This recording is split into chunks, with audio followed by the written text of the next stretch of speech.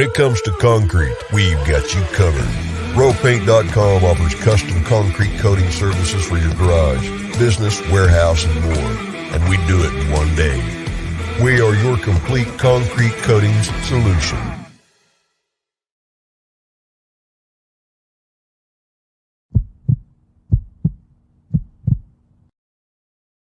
This is Bronco Nation News Live. The best interviews, the most informed opinions, the latest breaking news, all from the top Boise State insiders.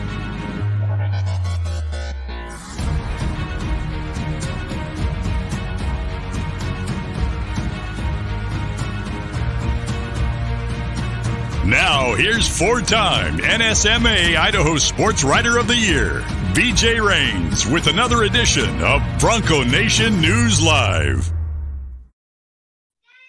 Hey, what's going on, Boise State fans? BJ Rains here. I should have frozen it a little longer just to see if Mike Prater thought we weren't working again. How's it going? I had my kid yelling at me from downstairs at the same time, so I was trying to figure out what to do. But it's a Thursday. Good timing on that. Good timing. BJ Rains with you, Bronco Nation News Live here at BroncoNationNews.com. Mike Prater there in the RowPaint.com studios. I got the Row Paint shirt on. You got the hat on today, so big shout outs to RowPaint.com, the official paint and coatings company of Boise State Athletics, our title sponsor here. We would not be able to do Bronco Nation News without the support of Andy Rowe and his team. And it's not just lip service. I'm a multi-time customer of them. Had them touch up the siding on my house last summer. I've had them do my garage, my back patio. They do tremendous work there. So if you're looking for any kind of residential, commercial, industrial, painting, interior, exterior, your concrete coatings on your patio, it's perfect time to check them out. ROEpaint.com. Get that quote. Might be cheaper than you think, and let them know that Bronco Nation News is where you heard about it, and hopefully they'll hook you up with a sweet deal.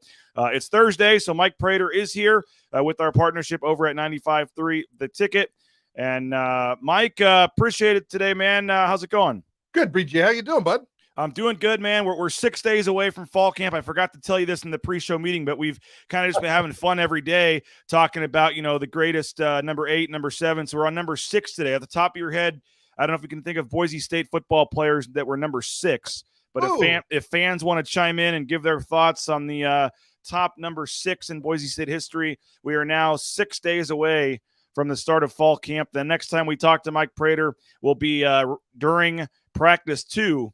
Next Thursday. So it is pretty crazy, Mike. It was a long summer, but a lot of people kept saying, what are you going to talk about all summer? What are you going to do? How are you going to get through the summer? And yet we've pretty much made it.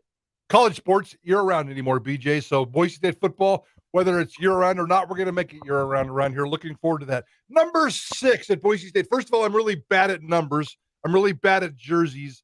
Number 6, was Jace Willie a number 6? Do you have a list? I don't. I put you on the spot here. Yeah, you did. Hopefully some fans will chime in with some of their thoughts on the top number 6 in Boise State. This is a good number. It is, but it's not coming to mind right away as like some obvious. It's obviously going to be a skill position player. You're going to get a quarterback or potentially a receiver. Some of the other ones were obvious, but I've been here 10 years and I can't even think of too many 6s in the last 10 years, guys that wore number 6. Do we even know who number 6 is on this year's roster? There's no number 6 on this year's roster. Is there not a number 6? There is not a number 6. That's crazy. Yeah, there's 2 4s, a 5, and a 7, and 2 8s. No 6, BJ. No 6. Maybe somewhere along the way, it's not retired. We know that. So yeah. That's a great mystery right off the bat. I'm going to be determined to find the answer to that. One of the more recent ones was Chaz Anderson, a wide receiver, was number 6.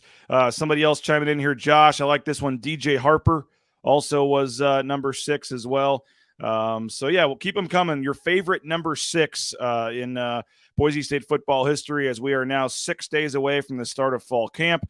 We will have Mike. We'll have next Thursday when we talk to you. We'll be probably smack dab in the middle of practice 2. We will have had some practice observations where everyone freaks out when they're, the 30-second videos we post of the quarterbacks throwing into some net, and folks like to all of a sudden say, "Oh, I think Vidlak's number 2 now," based on him hitting the target more than Taylon Green in the first practice of camp. I mean, the overreactions are coming pretty soon.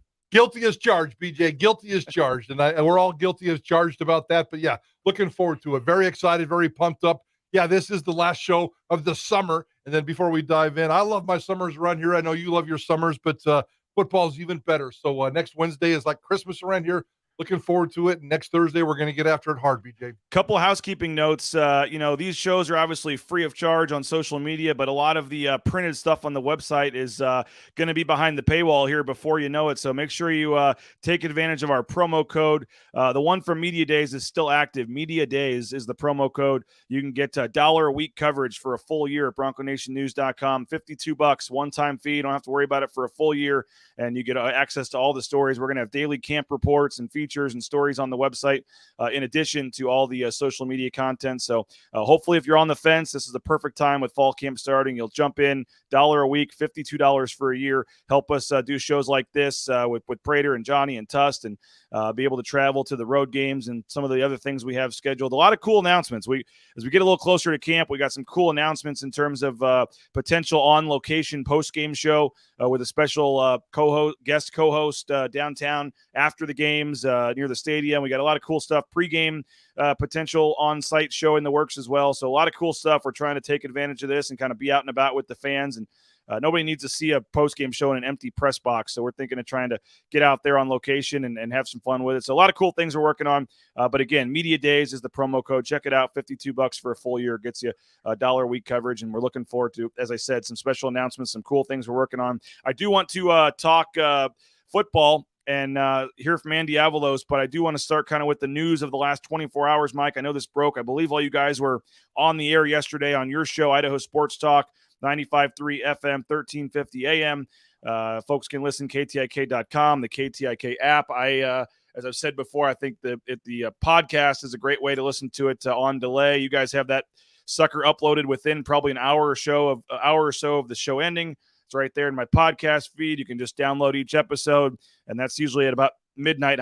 The problem is whenever I listen to it and I hear how dumb you guys are at times, I wish I could text you, but it's midnight when I'm listening. So I'm like, oh, come on. What are they talking about? But I can't, it's too late to text you guys usually, but you can text me until 1. I think Johnny, even though he's a lot younger and has a lot more energy, maybe, I don't know why, but he goes to bed a couple of hours before I do, but I'm good till midnight or 1 o'clock. Well, the show's over. I can't. It doesn't matter what anymore. But no. All kidding aside, it's a great way on podcasts for folks that are out and about to listen to your show. So hopefully they'll download and subscribe to your guys' podcast, our podcast as well. We do the same thing. These shows end up on a iTunes podcast as well. But while you guys were on the air yesterday, the news broke. Leon Rice, 5-year, $5 million extension is basically what it comes down to.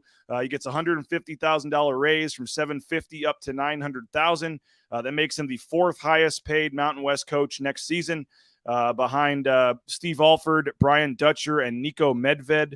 Are the 3 that make more than him now in year 1 next year. So they've continued to raise it up a little bit. He was at $750,000, he goes to $900,000, and then it'll go up $50,000 each year after that. I know you're going to have some issues with the 18-game thing that was still in there. I know you're not a big fan of that. But overall, 5 years, $5 million. Leon Rice locked in for a while here. What are your thoughts? I keep thinking back, of course, everything in my brain goes back to football, and I keep going back to like the Dan Hawkins press conference of roughly 20 years ago, where he stood behind the podium as the Boise State football coach and probably the highest paid state employee in Idaho at the time. And I think it was somewhere around $300,000-$500,000 a year, maybe a little bit higher than that. And he said, I'm going to give $150,000 of my salary back so we can get more coaches. He was making like pennies. And now all of a sudden, 20 years later, we're giving a Boise State basketball coach $1 million a year. Are you kidding me? Actually, I kind of like it, BJ. I really do kind of like it, especially the money part. I don't like the clause. And I was looking yesterday when we were talking about it on Idaho Sports Talk about the clause, and I don't have the actual contract. Sounds like you got it, but the 18-game clause is still in there. It can only happen 3 times. So it's not just a continuous rollover. There's a possibility for 3 one-time extensions, and it's at a $50,000 raise from the previous season, and it is for making the NCAA tournament or winning 18 games. And they can activate that 3-time card 3 times during the 5-year contract. Is that what essentially it is? Yes. So they could go 0-20 this year, and then if they win 18 games the next year, that's number 1. And then if they win, go winless again or something, and then win 18 games in year 4, that they would trigger number 2. Just in the 5 years, you can't get 5 1-year extent. You can't get it every year, but 3 times during this deal, you can get an extra year added on. Essentially, Mike, is my understanding is the state board doesn't love like really, really, really long-term contracts, and so essentially you're giving Leon Rice an 8-year contract here, and so basically you're guaranteeing him, all but guaranteeing him 8 years. And the final 3 years, in the previous contract, Mike, there was no raise associated with the extra year. You just win 18 games and you just add a year on. And it was kind of this continuous rollover thing where the same contract would just keep going. Yes. This one is similar, but not the same. It's 3 one-time extensions, but that also comes with a $50,000 raise each of those 3 times. So you're essentially giving him, you have to assume you're going to win 18 games 3 of those 5 years. So you're essentially giving him an 8-year contract where in the 8th year of the deal in 2030, he'd make $1.25 million. It's just how you play with numbers. It should have been 20, 21, 22. I don't understand why 18 is such a big deal when they've won 20 games in 9 of the 12 seasons that he's been here. I mean, if you can get to 18, you're probably going to get to 20. So I don't really understand that point of it. But in the end, it's mostly just saying, hey, we can only guarantee you 5, but it's basically 8, and you're going to get a raise. And that's kind of how I see it. So I'm not really hung up on the 1-year thing. I believe it's just them trying to basically say, hey, we want you here for a really long time, and this is how we can do it. We're happy with you. It is what it is. But overall, as I said, you're right. I mean, in a couple of years, you're going to have a football and a basketball coach at Boise State making $1 million+. We figured this would probably come right after the season. 27 wins, program record. You get to the NCAA tournament, highest seed ever. They still don't have that win. I mean, that's the last thing. That NCAA tournament win is still that carrot this program's looking for. But I don't think anybody is surprised. I think a lot of people, myself included, assumed there'd be some sort of contract extension or renegotiation after what they did last season. I had no problem with the money, BJ. The money is just irrelevant to me anymore. There's so much money in college athletics, and if he's making $900,000, and if that's what the market is, and that's what Boise State can afford, money, bring it. I could care less about the money. I do like the fact, even though they still kept that clause in that contract, I still like the fact that there was some compromise. They had to take a step back, and he had to agree to take a little bit of a step back. There's no way the standard of Boise State should be winning 18 games. That's like telling Andy Avalos, we're going to give you a raise for 5 losses. That's just not the way it works around here. And most programs, they're trying to be successful. So I like the fact that there was a little step back there. I like the fact that there was a little compromise there. I got no problem trying to lock him up, being smart, being creative with the numbers, the cash itself, the bonuses, the annual raises. It all seems very moderate, very well deserved. I got no problem with where Leon Rice is, and more importantly than the money in his pocket. And he would say this, and I don't want to stand up and be a mouthpiece for Leon Rice, because God knows I haven't done that for 12 years. But he would stand up and say it's more about the support around the program and the money that they're getting for the facilities and the extra stuff. We talked about a lot of the money that's going to the basketball program this offseason, the money that's been raised. So they're doing a lot to support this basketball program. It's on a roll. They have a lot to change in terms of the roster from last season. This is a big year in terms of the public relations and the media. Not the media, but the fans. The fans, I feel, have turned to the positive side of Leon Rice, and he needs to keep that positive momentum going, especially with this contract. I think Boise State basketball is heading in the right direction. Leon Rice just can't screw it up at this point. I do like some of the details of the contract. You mentioned that the compromise there. They also, for the first time that I can understand, Mike, included a buyout for Leon Rice in the deal. I don't remember his previous deals having a buyout. It did not. It starts at $800,000 should he leave after the season. If he retires and does not get a new job for 2 years, that there is no buyout clause. But if he leaves for another job, it starts at $800,000 after next year and just goes down $100,000 each year, which is why I basically called it a 8-year deal, because it's basically 800,000 down to 1,000 for 8 years, or 100,000. So Boise State does, help themselves a little bit in the case that he were to leave. But I would think with this deal, with his kids, with his age, I think his opportunities to go have come. I mean, I assume he'll, if they have another big year, he may still get courted at some point. But I think Leon Rice has kind of decided with this deal, at least right now, that he's, locked and loaded, and this is where he's going to be he's been here. This will be his 13th season, so it's hard to say, he's going to be here a long time. He already has been, but I think 13 years at this point, I don't know if I'm ready to say he's a lifer at Boise State, but it seems like his opportunities to jump may have already come. I would agree with that. I would also say, and maybe this is my one cheap shot to Leon, is that I don't find him to be overly marketable. I mean, he's a great fit at Boise State. He does great jobs here at Boise State.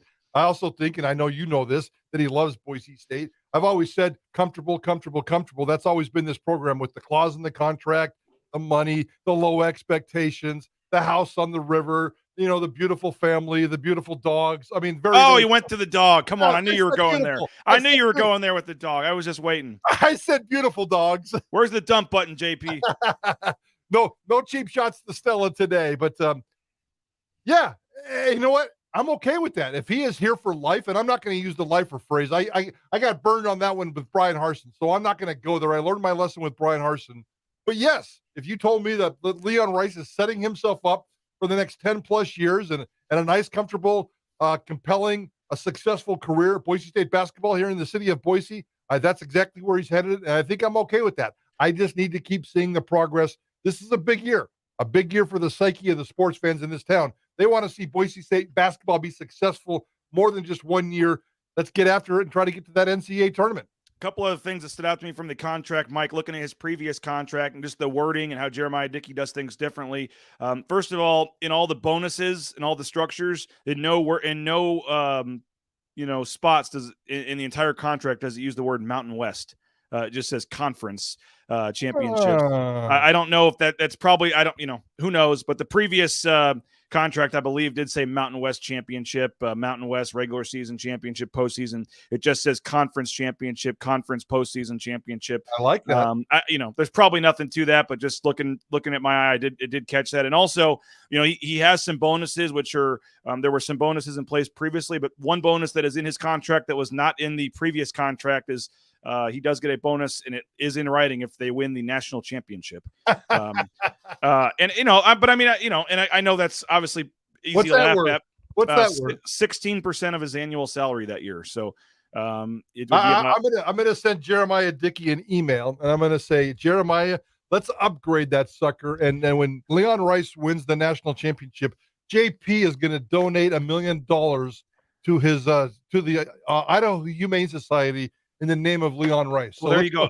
Let's upgrade that contract. I was kind of laughing at that, though. It's kind of funny. I mean, you think about if Boise State basketball were to win the national championship, like in the Leon Rice would only get $150,000 or whatever it is. Like, I mean, that would be worth tens of millions of dollars to the school. I would assume they'd probably just give him a new contract on the spot again. But I mean, it is funny to think about, like, Leon Rice he's making $900,000, but he wants to win the national title so he can make another $150K. But he does get bonuses for other things, basic standard stuff. 4% of his salary if they get in the NCAA tournament. 6% if they win either the conference regular season or conference tournament championship. I did find it interesting. A lot of times the bonuses are just a flat, $50K, $100K, whatever, and they're tying this into the average salary because the salary is going up every year. So the bonuses will potentially go up every year as well. Every NCAA tournament win, he gets 4%. Elite 8 appearance, 6%. Final 4 appearance, 8%. And if they were to cut down the nets at the Final 4 and win it all, 16% of his salary. 2%, by the way, for that NIT win. So still valuable should they get to the NIT and get a little bit of a bonus. But I do think, Mike, part of the bigger story here is that he's now the 4th highest paid coach. As I said, going into before this deal was done, you're going to have the Ryan Odom, the Utah State coach who was at UMBC that came out here, and Kevin Kruger, who his dad's done a lot of things, but Kevin Kruger hasn't done a whole lot by himself at UNLV. Both the UNLV coach and the Utah State coach were going to be making more than Leon Rice going into the season. And even Richard Pitino, who had done some stuff at Minnesota, is mostly a name guy because of his dad. He was making more last season than Leon Rice made it when he was at New Mexico. So, when you look at it big picture wise, $900,000 and the 4th highest paid coach in the Mountain West still seems like a fairly good deal, but at least he's now a little higher than he was. He was 6th or 7th last season. Yeah, no, that's a justice that needed to be fixed. So kudos to Boise State Athletics for getting that done. We will, the last thing that was in there, Mike, before we move on to football, they did, mention that over $1.25 million had been raised as well for the athletics sports performance thing. And everyone looked at that shiny $300 million athletics village plan but it's, they're going to not do it at once. It's going to be in pieces. And I think that the basketball part of that, where they change the look of the practice gym and have the offices kind of looking off the side of the practice gym and doing some things there. I think that's an affordable part of the master plan they can do in a fairly quick amount of time. And they say they have raised over $1.25 million in new commitments towards that. So it's not just paying Leon Rice more. It's adding the new position where David Moats was promoted as well. They've added 2 full-time positions in the last 2 off seasons with Lexus Williams last year, now adding in Michael Johnson as the new director of operations, and they promote David Moats. So they're raising money for the Performance Center and trying to make plans for that. They've garnered, Mike, almost 1,000 new season tickets for the basketball program going into next season as well. So it does seem like they're upping the investment all around the athletic program, and it looks like the fans, at least with almost 1,000 new season tickets, are investing as well. It looks like the basketball program, at least off the court, is moving in the right direction. I would agree. I would think so. And again, back to my original point, that's why this season is so important. You got to keep this momentum going. How long has it been since Boise State got momentum in basketball? They have it. Don't lose it. That would be hard to get back. Hey, I want to thank a couple of our great sponsors before we switch and talk football. Lithia Ford's fall kickoff sale is here.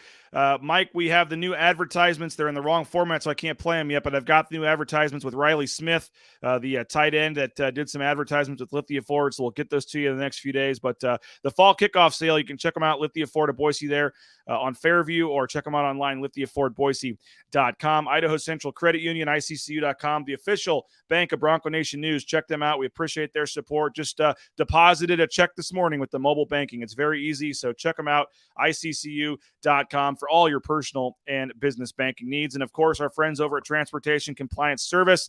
I know Jeff Meinert's a big Leon Rice fan, so I know he's happy to hear this deal.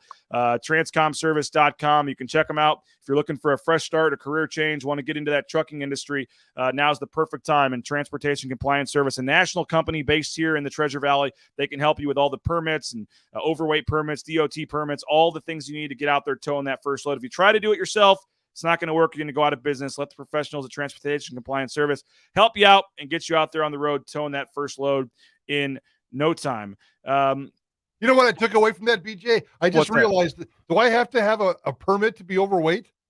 Have I been screwing the government for the last few years? I'm right there with you, man. The summer did not treat me well, so we're I think fall camp for the football team is going to be fall camp for me as well. As we try to, I need to get my overweight permit. Yeah, I'm not quite ready to participate in the decks or the workouts with the football team, but I'll be doing my own this fall too, trying to get there. But no, Jeff Meinert, big BSU fan. He was actually the one where his house burned down, and Coach Rice went and took him some gear and things like that behind the scenes, not wanting the fanfare or the talk about it. And he's a big BSU supporter. And so if you're looking again for a new opportunity, think about becoming a truck driver, transcomservice.com. As I said, Mike, 6 days from fall camp, when we talk next, we'll be in the middle of practice 2. And like I said, making overreactions and things like that. I want to hear from Andy Avalos talking about the offensive line, but just in general for you, when you think about the last 6-7 months, the whole offseason, the new coaches, all the storylines we've been talking about, the transfers, the freshmen that have come in, all the, everything. Here we are less than a week away from that actual first practice where all that talk becomes nothing, and it's time to see what happens on the field. What are just your thoughts here as we get close to the start of fall camp? Well, I know it sounds a little weird and a little creepy, but I can't stop thinking about Hank Bachmeier. And we've talked a lot about Hank Bachmeier, and I know he's the quarterback. Today we're going to do a segment getting inside the mind of Hank Bachmeier. He's kind of been absent this offseason. I think that's by design for him. Just lay low, get better, be smart, clear your mind, clear your clutter, and focus on what you have to focus on. I hope that that's the strategy. We've talked about that ad nauseum.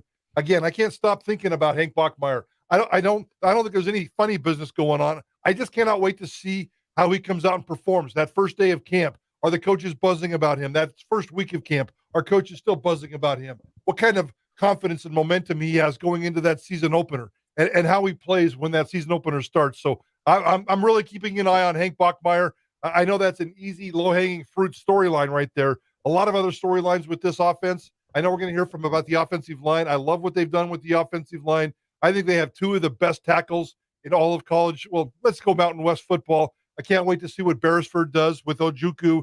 Beresford might even be better than Ojukwu on that left side. So Ojukwu's pretty good. He grades out really, really well. cannot wait to see what happens with that combination. And one of the reasons why we both think Hank Bachmeier is primed for a lot of reasons, but primed for a big season is a healthy offensive line, and him not having to run for his life, maybe have time to make the reads on some of these handoffs or different options in the passing game.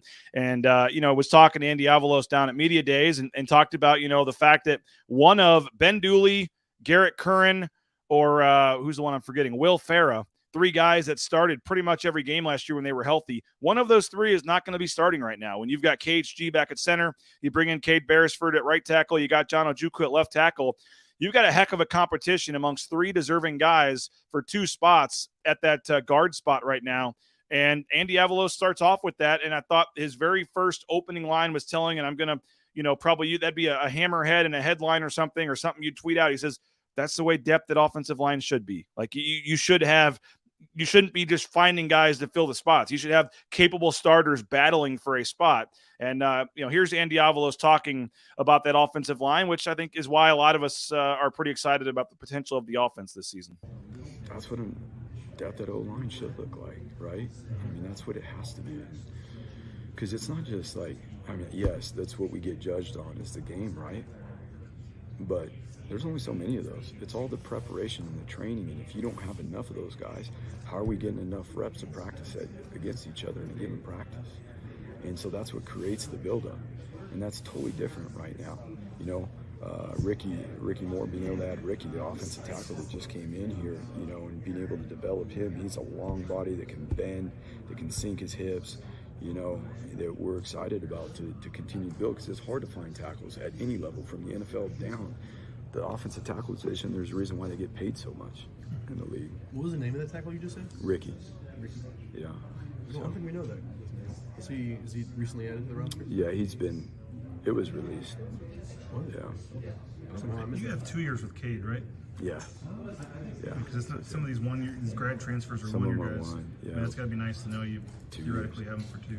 Yeah, because typically, even like with Caleb, like Caleb's first year in the program, he did well and he grew, and his opportunity came, obviously, unfortunately due to injury, but he played really well down the stretch, took it on into the bowl prep, and has not stopped and kept on with it. So, even Divine being multiple years into the program now, he knows what it is now. He knows the expectations and what it means to play D-tackle here. So we're excited. Cade is such a fast learner and has, done a great job. That it's gonna be exciting to see him and how he contributes to that room. With so much depth at guard, do you see Dooley moving back to tackle this year? He can do it. Yeah. He's athletic enough. Dooley's one of the most explosive guys we got on that team for a 320-pound offensive lineman. The way he can bend, the way he can move, the way he can come out of his hips. I'm telling you, it's impressive. Now, he's got to stay focused in on the little things and the things that matter. But he has the ability to jump out and play tackle as well. Well, there's Andy Avalos with kind of some news and notes looking at the offensive line. BJ, that kind of freaked me out a little bit. I wasn't sure if I was watching Mountain West Media Days. We got a good-looking dude. It's a dark room. He's got the hair slicked back. He kind of looks like he's a mobster. Was it Mountain West Media Days or was that Godfather? I mean, he's whispering like he's in the dark room. That kind of freaked me out, BJ. We were in the print media session there, so I don't even know if we're supposed to have cameras in there, but I had my phone in there, and we were trying to get some extra footage in addition to the 10-minute interview he did with us live on the show. But talking about Cade Beresford, having him for 2 years, there's a JUCO lineman they had signed that he was mentioning there, Ricky. The one of them, we talked about this when I came on your guys' show last week, Prater, but I know the offensive line maybe isn't the sexiest position to talk about. Fans don't love talking about the offensive line. Oh, they do. Yes, but I do. can't. They love criticizing the offensive line. We know that. But I'm buying in, man. I'm buying into this offensive line right now. I'm hearing so much talk. I'm hearing so much confidence. I really think that this offensive line has a chance to make a major step forward this year. And I think we say that almost every year. This is the reasons the O-line is going to be better. And then halfway through the season, we're talking about them, not being very good. But for right now, at least from what I'm hearing, it may change when practice starts. But right now, the talk everyone just seems really, really, really high on this offensive line, which is a good sign. The only key that I have is KHG hasn't played football in almost 2 years. I need to see him become dependable, just like as a player, and just get out there and be the steady force. I'm tired of the wishy-washiness that's been going on at center around here for a couple of years.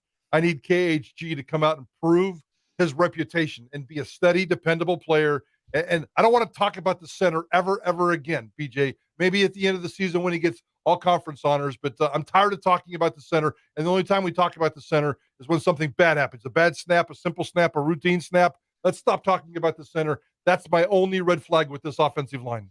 Yeah, kind of like an umpire in baseball or something. You don't know their name or talk about them unless they blow a call. And so, you don't talk about the center unless the snap's bad or whatever else. So hopefully KHG is going to solve that problem, which should lead to all the dominoes falling into place at the other positions as well. So I think offensive line is a big position that we've spent a lot of time about talking here on Bronco Nation News, but I think it's a key position for this team moving forward. Mike, next couple of days, putting you on the spot here, but what do we got the next couple of days, at least today on Idaho Sports Talk? Oh, we're fired up today. I mentioned Hank Bachmeier getting inside the mind of Boise State's quarterback, but the best story of the day is going to be right here at Idaho Sports Talk. We're going to interview our 6th Heisman Trophy candidate on this show in the history of Idaho Sports Talk. Today at 3:15, we have the great, the controversial, the charismatic Ricky Williams is coming to town for a little business, and we're going to talk a little business with Ricky Williams, talk a little football as well. So looking forward to that conversation today. And then tomorrow with you, 4 o'clock, Bronco Nation News Report on Idaho Sports Talk. Looking forward to that as well, BJ. Not as much as Ricky Williams, but I was going to say, I'm not sure I should ever be in the same promo as Ricky Williams. But 3:15 today. That'll be exciting. Looking forward to that. 3 to 6, folks can check you guys out. Idaho Sports Talk with Prater in the ball game, JP, Bob, the whole crew. And again, 95.3 FM, 1350 AM, as well as online, KTIK.com. Mike, appreciate your time, sir. And we'll be in touch next Thursday. We'll be talking after practice, while practice 2 is going on. Crazy to think that football season is pretty much here. And we appreciate your time as always, sir. Thanks, BJ. Mike Prater, there he is. You can hear him today with Johnny. If any news breaks, we'll be back sooner. If not, we'll be back with Jay Test, 9 a.m. tomorrow. This is Bronco Nation News Live, BroncoNationNews.com.